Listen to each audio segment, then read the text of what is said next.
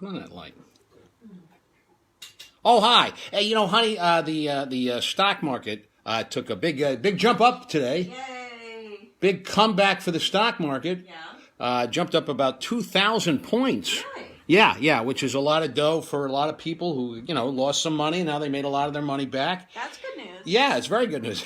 It's my lighting crew is running around adjusting the lights. Very good news for everybody. Not so much for us, though. I forgot to tell you this. A couple of weeks ago, before all this started, Yeah.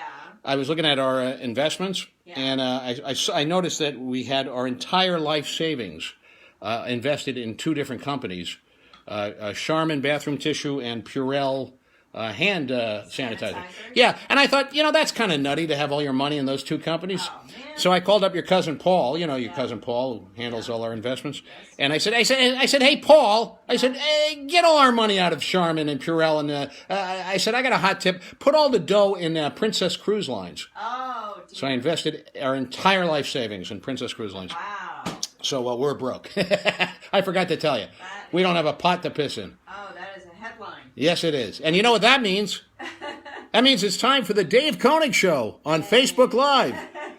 Here in the Dave Konig Show Facebook Live studios. That's right. Sitting a safe 6-foot social distance away from me, my lovely co-host, the bride of Konig, Susan Konig, is here. Hi, everybody. That's fantastic. And we got the Not Ready for Dave Konig players here. They'll be here. Oh, good. They're going to do a little sketch comedy of some kind. Will Kevin be here? Kevin will be here. He's irritating. And they're from the UCB, I think, or the Groundlings, or Right. one of those. That's very hip. One of those nitwit groups. So they're gonna do some improv or something. Oh, good. Yeah. So everybody's gonna have to like type in their suggestions, on Facebook, like in the comments section. Yeah. And they'll take your suggestions and they'll spontaneously do some. It's going to be headache inducing, frankly. Can't It's wait. going to be a big technological disaster. And then also the Not Ready for Dave Konig dancers will be here. How will they be here? Okay, so the Dave Konig dancers are going to do a big production number today, and at first they're all quarantined at home individually. Yeah. So at first we tried the Zoom, we tried the Skype, we tried the FaceTime. None of it. There were too many problems. Right. They're going to fax in their dance today. That was one of the dancers suggested that. Faxing. Brenda, I think her name is. She's one of the older gals. Some of our dancers are well into their 60s. Go pick up that fax at the bodega. Yeah. So if you have a fax machine, you want to turn it on Yeah. and get that whirring sound going, and look for the fax from the Dave Konig dancers describing their dance. Big celebrity guest on the show today. Is Very exciting, honey. Yes. You're going to like this. Yeah. Our big celebrity guest on the show, Michael Vincent Price Jr. will be here. Michael Vincent Price Jr. He is apparently... the love child of someone? He's the illegitimate child, yes, the love child. The illegitimate child of a liaison, apparently, between Michael Vincent and Vincent Price. Wow, who knew? I didn't know. I didn't know either. So I think he's like their adopted illegitimate surrogate child. What's his name again? Michael Vincent Price Jr. will be here to talk about his famous dads, his two famous dads. Yeah. Michael Vincent and Vincent Price. And, we got a new sponsor on the show. Oh, good. This is exciting because, this show has taken off. Yeah. People are loving this show. By the way, we want to just take a moment to we should try to do this better, to acknowledge the people who... It's like the Lone Ranger and Tonto. What do you mean we, white man? So Tiffany Bukowski is watching from California. My cousin Tiffany, thank you. Chris 217, the graffiti vandal from the 1980s, has gotten to a time capsule of some kind and has joined us. Kathy Stell, who's a great gal out in New Jersey, who saw me actually on a cruise ship gig. Maybe the last cruise ship gig. She's here. So yeah, all these kids are watching. And the great Irma Zandel, always supportive. Michelangelo Sosnowitz, a musical genius with a name that's difficult to pronounce. We have a new sponsor on the show. What is it? Very exciting. Our new sponsor, Munson's Coffee-Flavored Meat. Munson's Coffee-Flavored Meat for the guy or gal. Yeah. It's because the Munson's does not discriminate by gender. Right. For the guy or gal on the go. This is for meat lovers. Yes. Who love a good cup of coffee. Sure. And there's a lot of people like that. And but they just don't have time to broil a steak and brew a pot of coffee. Right. So Munson's coffee-flavored meat, you get all the protein and the caffeine your body needs all in one delicious cup. Oh my gosh. Munson's Coffee Flavored Meat, our new sponsor on the show. And here's a fresh brewed cup of Munson's Coffee Flavored Meat. Mmm. Oh, dear God. Wow. Tastes like a coffee flavored meat should taste. Just give me 1 second here. There's some product placement. Yes. I wish Diet Coke was our sponsor. No, you don't want this. No, you don't want to have anything to do with it. So the next time you're thinking, gee, gosh, I sure would love some meat and a cup of coffee, but I just don't have the time. Try Munson's Coffee Flavored Meat. Okay. Munson's Coffee Flavored Meat, the meat that's tainted with delicious coffee flavor. Yum, yum. All right. Honey, why don't you talk to the folks from over there just for a second? I'll be right back. And Dara Finkel's with us. Oh, hi, Dara. Is the baby watching? Dara Finkel just had a baby, Yes, and this is her new favorite show. Yeah. The baby. Is the baby a boy or girl? I forgot. It's Isla Jane. It's a girl. Isla Jane, the girl. Yes, of course. I knew that. That one. I knew that. Yeah. So all of these exciting things happening today on the Dave Konig Show. By the way, if you've missed any of our exciting prior episodes, Yes. because we've been on the air now for this is our 7th show, you can go on the Facebook page, the Dave Konig Show streaming live. Oh, okay. And we have all the previous episodes archived right there. We have a new section of the show, a new segment, because we have been on the air for so long now. Yes. We work very hard to bring you the finest in quality entertainment on the Dave Konig Show on Facebook We Live. do. Yes. But occasionally we make a little mistake, a little goof, Oh, really? a little gaffe, Okay. if you will. So we're going to present today. We're going to go back and we just have to clear the record and make up for some of our mistakes in our new segment. Today's corrections. Oh, we do have corrections. We have corrections on the show. For the past several weeks on the show, we have been referring numerous times to the country of Canada as a small island resort somewhere in the Caribbean. Oh, yeah. Yes, and it has been brought to our attention that Canada is, in fact, an extremely large nation in North America. Actually, right above the United States of Right up America. there, the Great White North. I didn't know this. Did you know this? I knew that. I knew that Canada was there. Well, I stand corrected. Okay. In last week's TV trivia segment, remember the popular TV trivia segment we did? Sure, All the yeah. kids were going nuts for that. It's crazy. In the TV trivia segment, Rue McClanahan was described as a West Coast serial killer obsessed with astrology. Yeah. The lawyers asked me to say that we regret the inadvertent inference that might have led some viewers to believe that we were implying that Rue McClanahan was the Zodiac killer. Oh, yeah.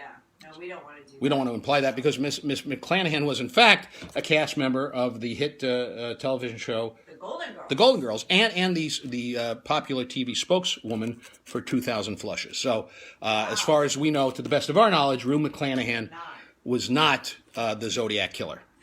So we stand corrected. Okay. All right, we cleared that Glad up. we got that done, yeah. And a recent report on slugs and snails.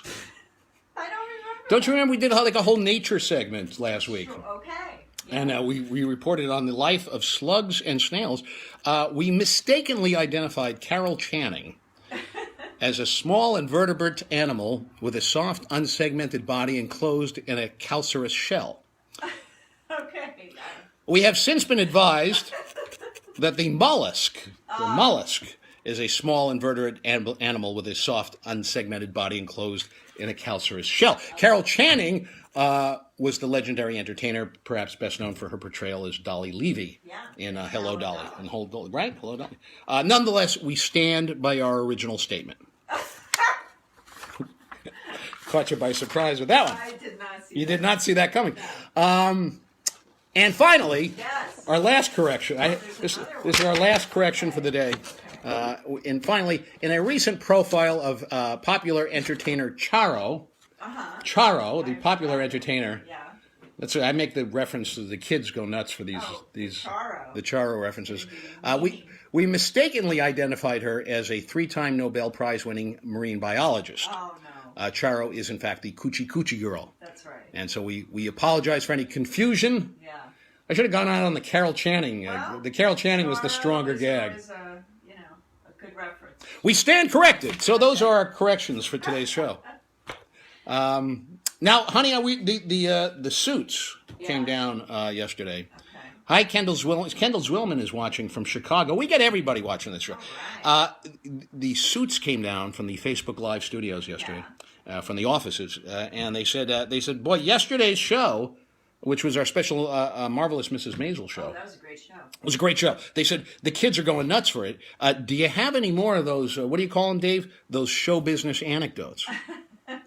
Because we were thinking maybe you could do a whole week. This could be like show business anecdote week. Okay. So we did some research, and we went to the files, and we came up with this one. Did you know, I am living proof, did you know this?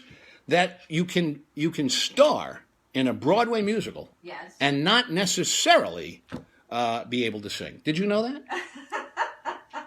I think I might have known that. Now, as a younger man, I've taken quite a bit of training with my singing voice. Yes. And every once in a while, I get the chance to sing professionally. You know, like I did production of Gypsy, was wonderful. Fantastic. A great cast and great production. And I sang in that, right? Herbie. Awesome. What does Herbie sing in that show? It's been a while.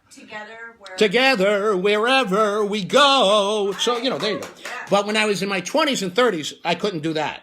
Right. What I just did, I couldn't do back then. Right. I was a young comedian filled with vim and spunk, ready to take over the world. But the idea of being in a Broadway musical was completely out. I mean, it never crossed my mind. Right. Because I'm not necessarily, I'm not a big singer-dancer kind of guy. But I certainly wasn't back then. So I never even dreamed of being in a Broadway musical. Right. Because, I'm not like a Brian Stokes Mitchell kind of a singer. Or who's that other guy we saw on the show? The guy is not Brian Stokes Mitchell, but he's in all the Broadway shows. Right. And he was in the Shakespeare one. He was in the Something Rotten. Yeah. And the Irish play right. we saw with all the Irish people speaking to each other. Role. That's always helpful in a play when the people speak to each other. So one night, we go back to 1996 now, and I'm just sitting around minding my own business, doing 1996 stuff, whatever people did. Yeah, whatever people were doing back, campaigning for Bob Dole or something, whatever people did back then. And the phone rings, and it's my agent, and my agent's calling and says, "We have an audition for you." And for a big Broadway musical. For the big Broadway musical, Grease. I said, Grease? I said, what do they want with me? They said, well, go on the audition and find out. So I get this audition for the role of Vince Fontaine. Right. And by the way, I don't like my hair today. I should have done a better job with my hair right before the show. I don't like this part sticking up here. So, and Vince Fontaine, the DJ in Grease. Right. And this is the 90s revival of Grease, which was a big, and it had been running, it was a long-running show. It had already been running for about 5 years at this time. Yeah, that was the Tommy Tune revival. It was the Tommy Tune designed this revival, and the Weislers produced it, and Jeff Calhoun directed it, and it was the one with Rosie O'Donnell played Rizzo when it first opened. That's right. And then she left, and then they got Brooke Shields. Right. And then but by the time this story rolls around, the show's running about 5 years. I think Connie Chung was playing. They ran out of big celebrities. So I get a call to go audition. So I go to see the play the night before the audition. Yeah. The night before smart, always thinking, go to see the play. Right. Find out what's going on here. Right? See what the angles are. You know what I mean? So, little hot tip for you young actors: go see the play before you go to the audition. So I go to see the play. Uh-huh. And I get there, and now 7:30, a half hour before the show starts, the actor who I'm auditioning to replace, a very talented guy named Nick Santamaria, by the way, very funny, very talented man. He's on stage at 7:30, a half hour before anyone else. He's on stage in costume, in character, and he's playing Vince Fontaine, but he's ad-libbing. He's doing an audience warm-up. Right. As the audience is coming into the theater, he's on stage and he's doing shtick with the crowd. He's doing crowd work and he's telling jokes and he's doing hokey, bringing kids up on stage and conducting a dance contest. And it was a whole 30-minute audience warm-up pre-show. And I'm sitting there watching him do this, and I'm thinking, I can do that. Right. This is what I do. Okay. So now, 8 o'clock, show starts. Yeah.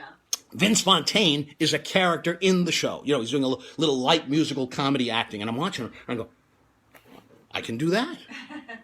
I can do that. Right. It's pretty good. And then, as the show goes on, Vince Fontaine is popping up in between scenes. He's popping out of scenery, and he's breaking a fourth wall, and he's doing shtick with the audience to cover scene changes. You know, like a laughing kind of a thing. Right. And Perfect for you. I'm sitting there going, Oh my gosh. I can do that. Yeah. And then the first act ends, and I get a premonition. Oh.